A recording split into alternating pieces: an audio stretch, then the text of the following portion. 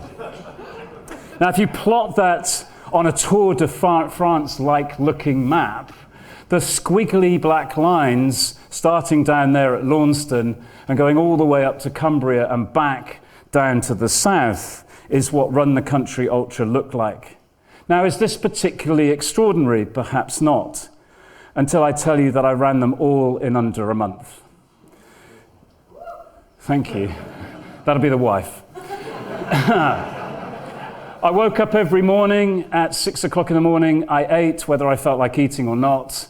I ran for 4 hours. I met the support vehicles. I ate. I ran for 4 hours. Then I would drive a few hundred miles, and I would sleep, repeat, and do it all again. And I did it 22 times before I eventually reached my finishing line. So the rest of this presentation is on what can we all learn from that extraordinary run about being extraordinary. Because I genuinely believe in the times that we face right now, extraordinary times need extraordinary people like all of you to do extraordinary things. So we'll start by setting goals. Now, I could have written a presentation that goes along these types of lines. Ensure your goals are aligned to your purpose and values.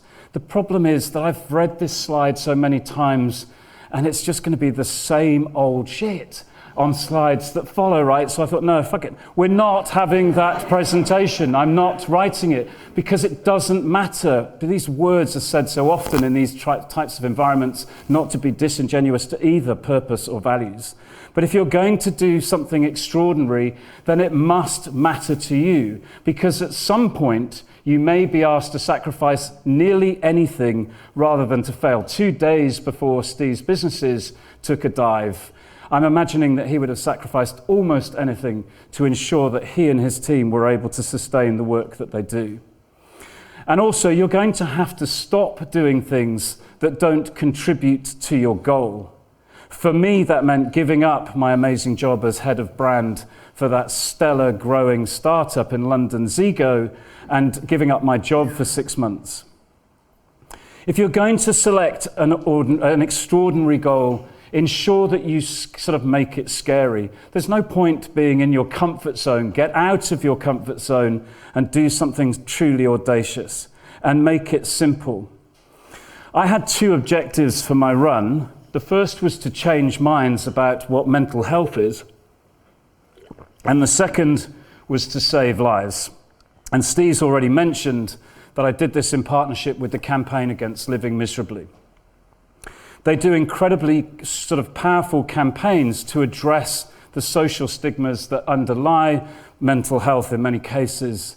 And they also run a helpline where they intervene and take calls, manned or personed, more accurately, by professionals who are there to support people in times of desperation.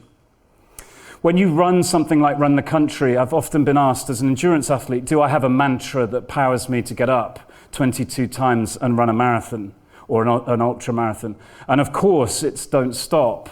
But the second part of this is, or people will die. And that was the truth of my run, and it definitely motivated me to carry on. I set myself what I thought was an audacious target. I would raise £5,000. Now, I'd run a few marathons and raised a few £100, and I'd cycled to Paris once, various other things, and I knew that my network was probably good for a couple of grand. So I thought I'll set it at 5. It's a little sort of uncomfortable, but I'm sure that I'll smash it. Problem was that that wasn't scary enough, so I made it quite significantly bigger. I thought, okay, what I'll do is I'll raise £1,000 for every 100 kilometres that I run, and I'm going to raise £105,000. Extraordinary? Yeah, it is extraordinary as a target. The average for fundraising, and not to be disingenuous to anything else that people do, is between £200 and £300.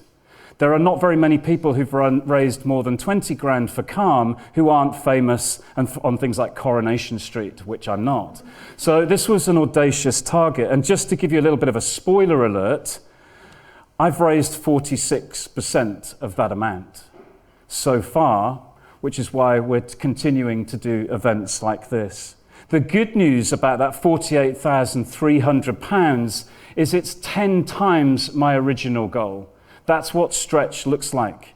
And that affords an additional 5,012 calls to Calm's helpline.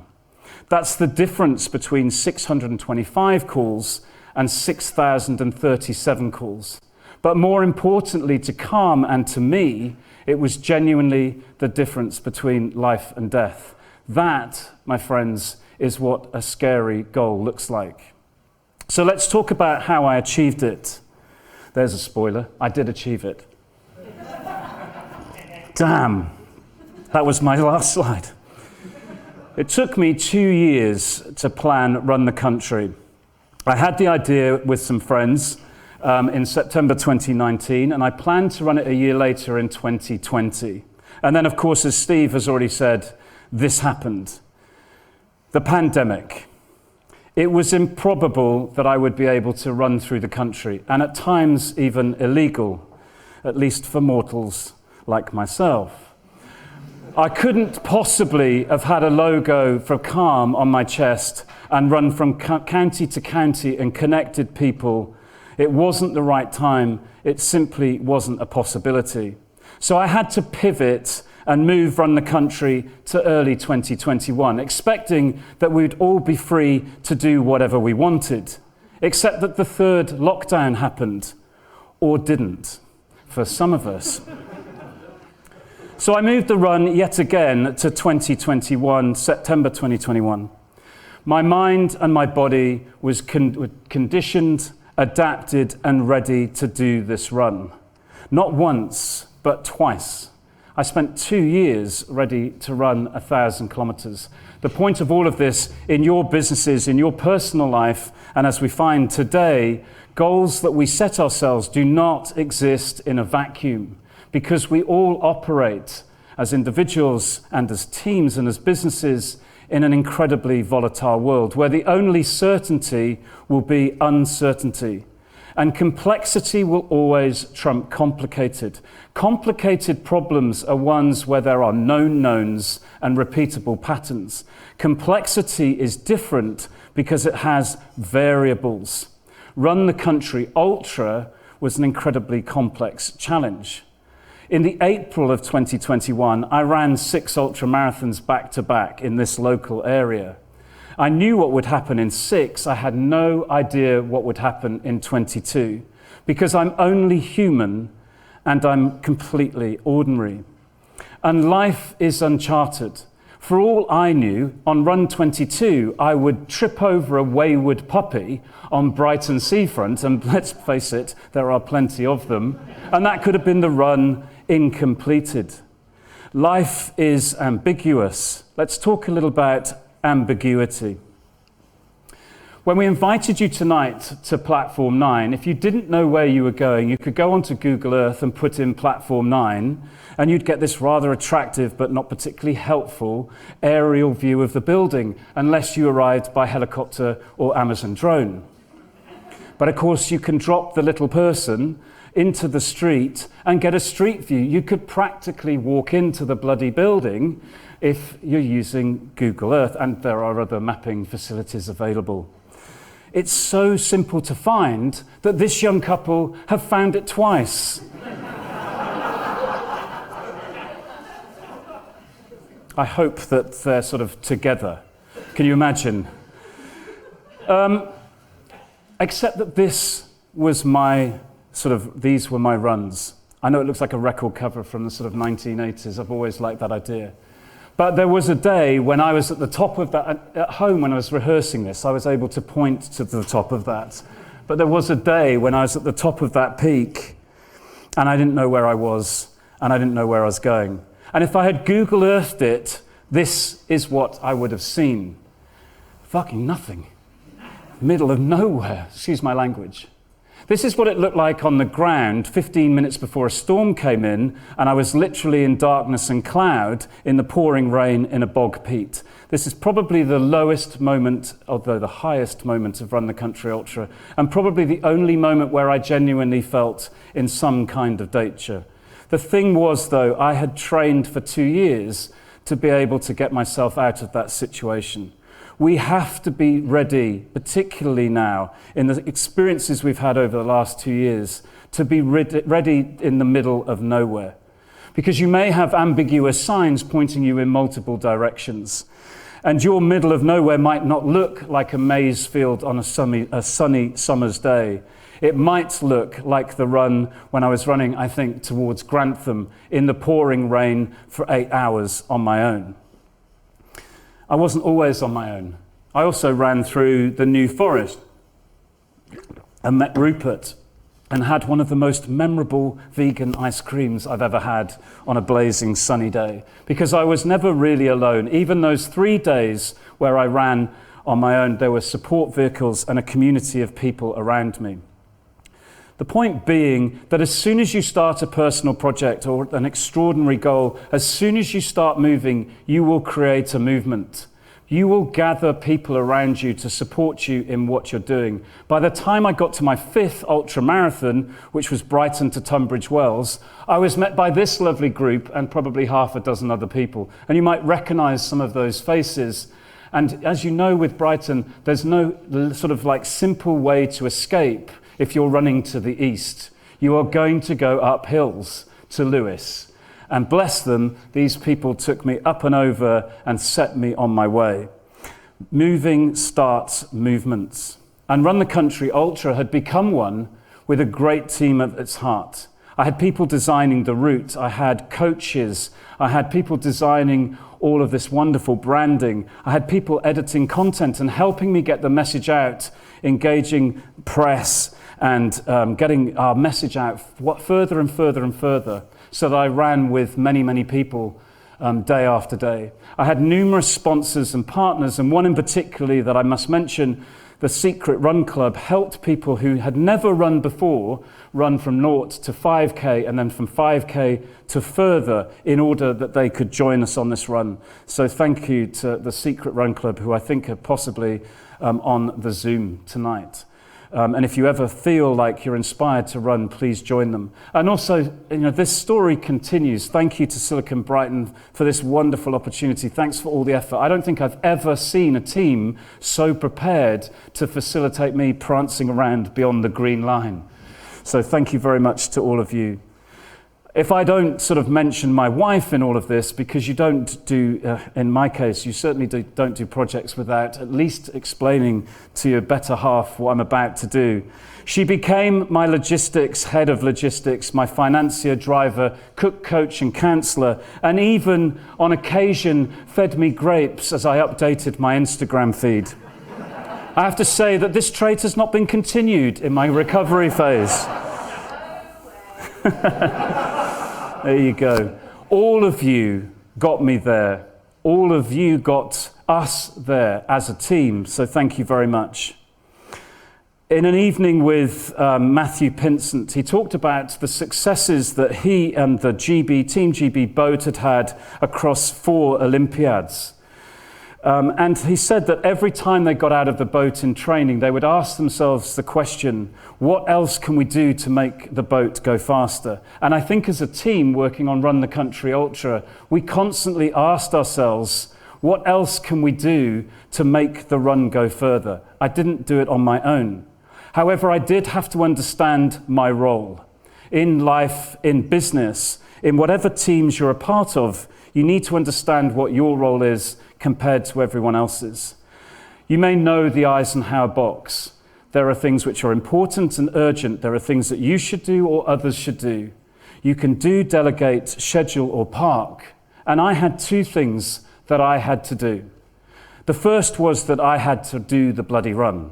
Although I was joined every day, I was the only person to run the 1,012 kilometers and complete all 22 ultra marathons. The second thing that I needed to do is to nurture a culture.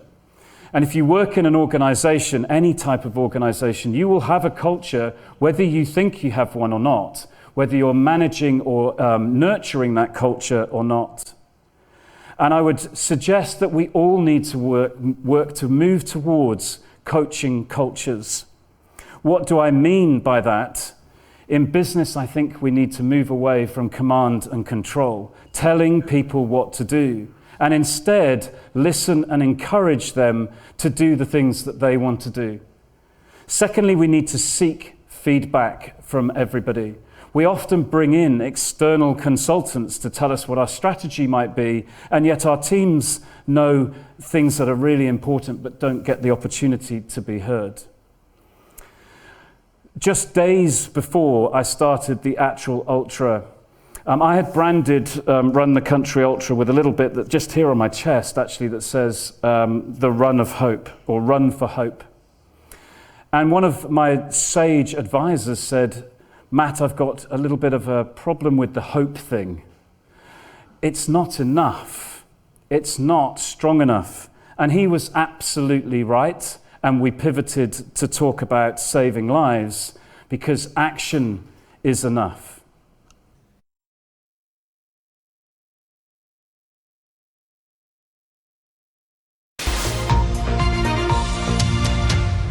It's a brutal physical challenge that one Sussex runner hopes will not only raise money but also save lives. It's a marathon that's longer than a marathon. So as long as you go longer, it's an ultra marathon. I mean, how mad do you have to be?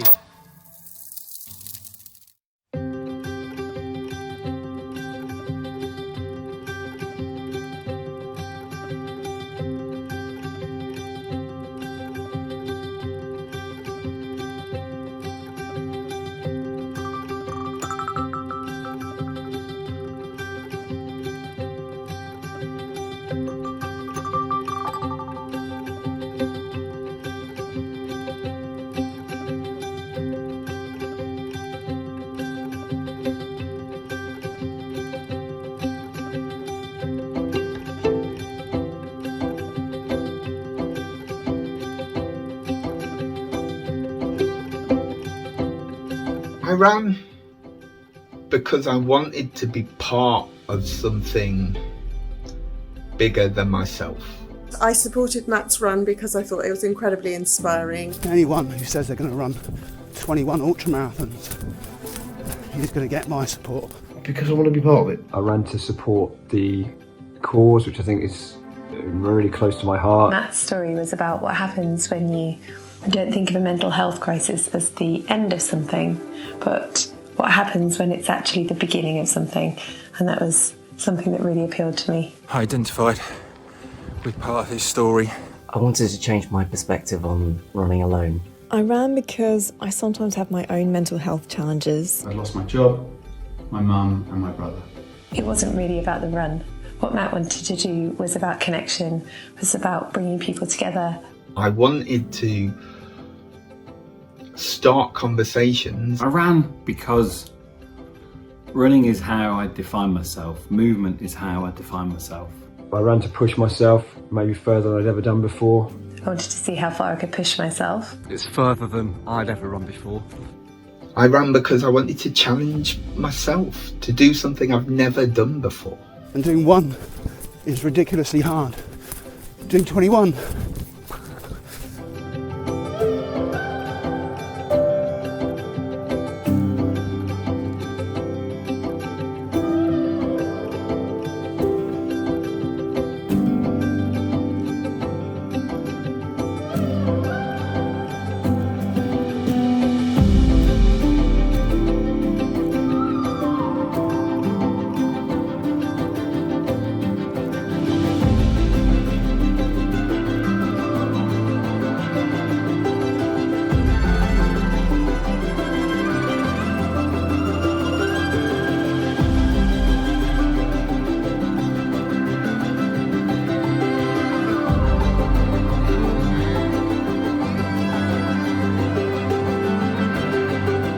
I think I changed because I saw people really break their own barriers, whether it be physically or mentally. That they, with that encouragement and that reach out and that support, you know that they were capable of so much more. doing 47k, ridiculously hard. But it's good to see what the body can achieve. Maybe I've been holding myself back at times, and that there was perhaps opportunities in the past that I'd sort of shied away from because maybe I didn't quite have the, I suppose, the confidence to kind of go for it. That sense of purpose that's bigger than me, combined with things I love doing and things I can do well, helped me become less numb, less broken, less stuck. Run the Country Ultra has changed me quite a lot actually, because before this I didn't really run. In fact, I actively hated running. I think Matt telling his story helped validate other people's suffering, and by getting out there and doing something as big as that, creating that vehicle, creating that community, getting people involved, help people in its own right, and then goes on to help other people. It's a win-win. It was more than just raising a load of money. It was all about kind of bringing people together. I really think it's good to just test yourself as well. So I started running, and I ended up running 2 ultras. Because that run and running thereafter and training for that run taught me where my limits are and how to go past them, and that has allowed me to do things and change in ways I never thought possible. And it's given me a real taste of adventure. I remember the pain. I said, physically, I'm in a lot of pain, but I feel as light as a feather. I said, I can do anything now. I don't feel as alone, and I think, yeah, get up and push myself that little bit more actually. I think it changed me because of some of the conversations that I had on the run. When you run next to somebody over a long distance and you talk to them, there's like a real openness. In terms of the bigger picture, that connection and community is ultimately what will heal us as a society. We laughed. I cried sometimes inside quite a bit, especially on the big hills. I have started to trust myself and trust others to help me when I really, really need it. and just knowing that people are there to talk to is one of those bonuses. And it stayed with me, and it will always stay with me, and it'll be one really important moment in my life, a really life-affirming moment. I changed because I realised that I love moving, and I'll not stop running. I find running, especially that run, especially Run the Country Ultra, is my best teacher in a way. The best teacher I've ever had.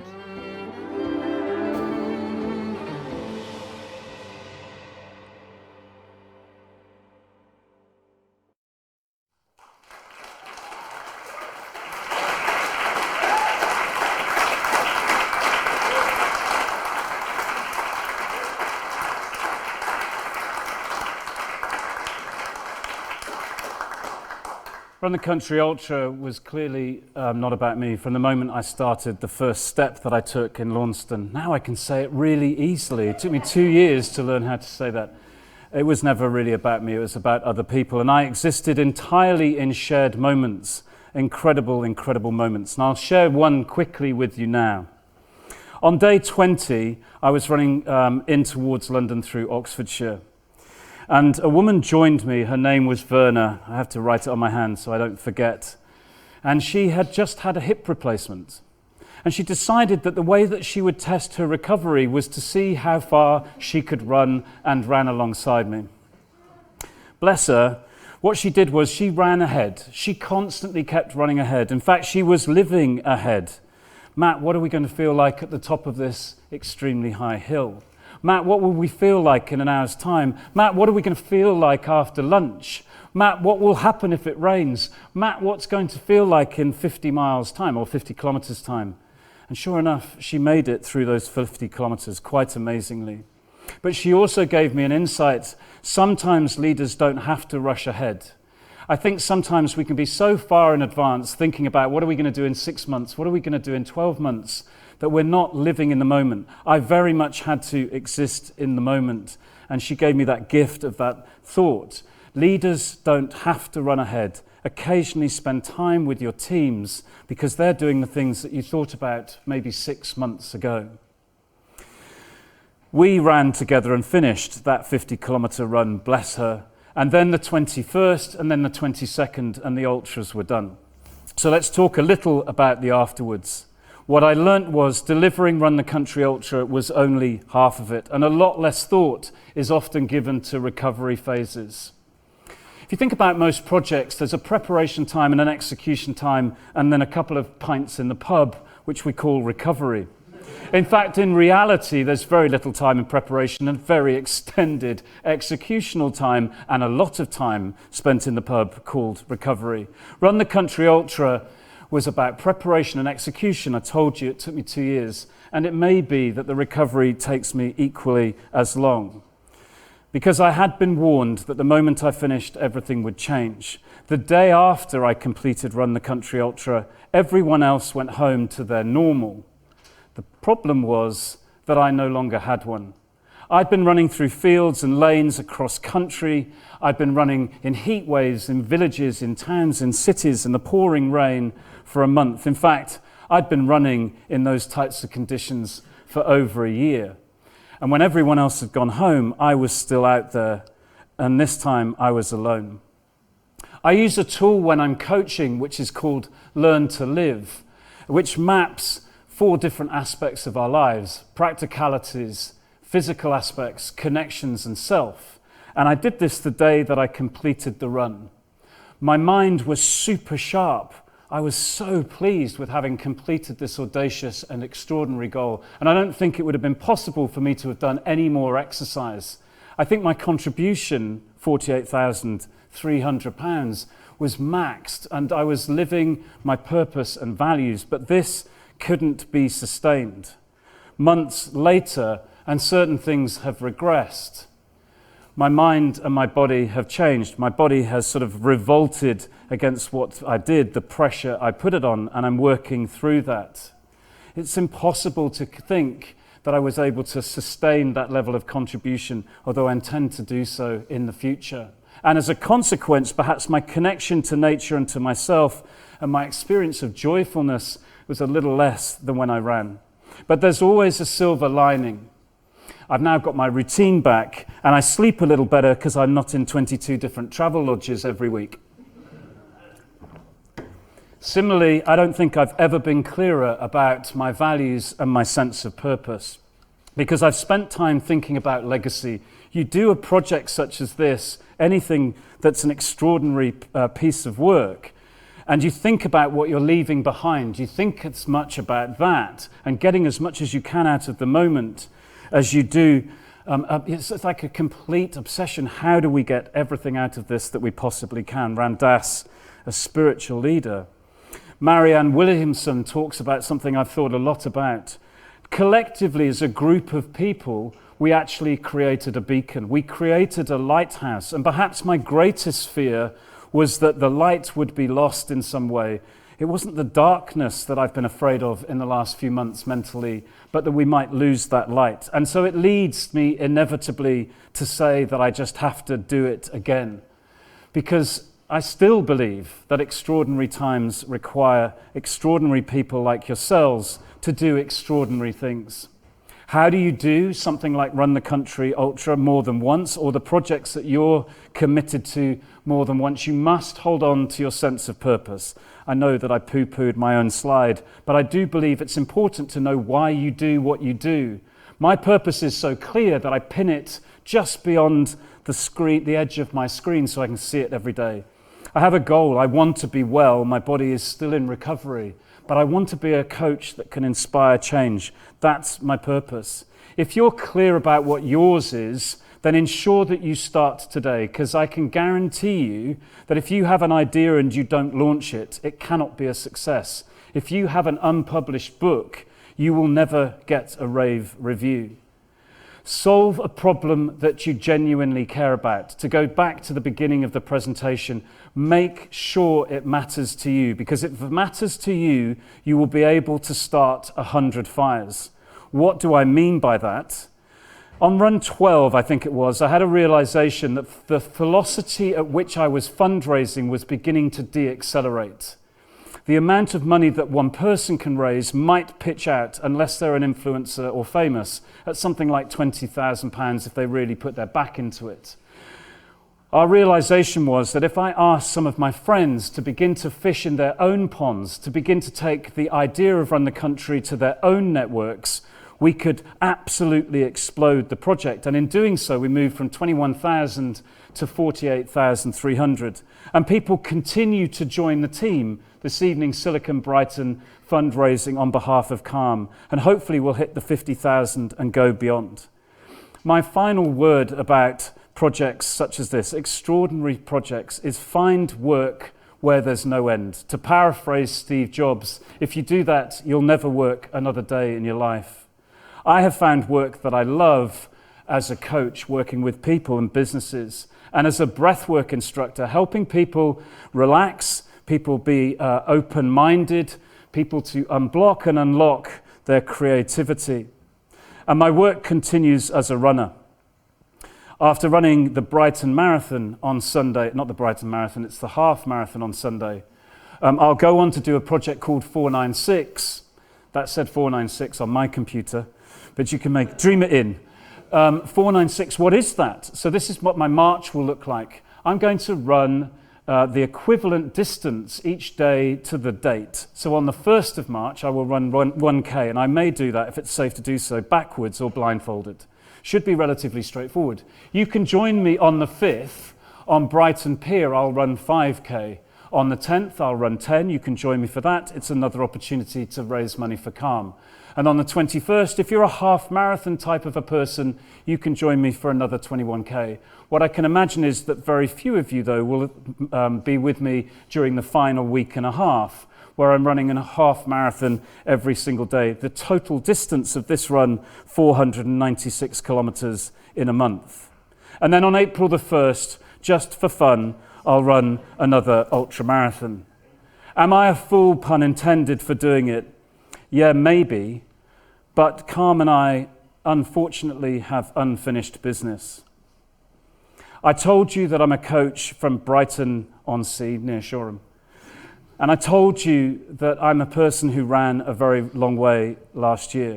What I didn't tell you was that I'm in recovery from deep anxiety and dark, dark depression.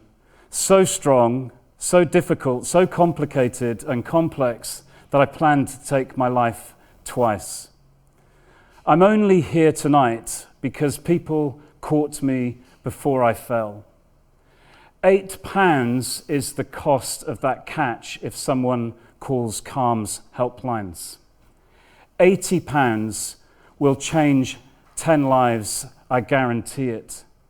And £800 is the equivalent to every single person in this room being afforded a conversation, an opportunity to choose to stay, an opportunity to choose to live rather than to run. Thank you very much.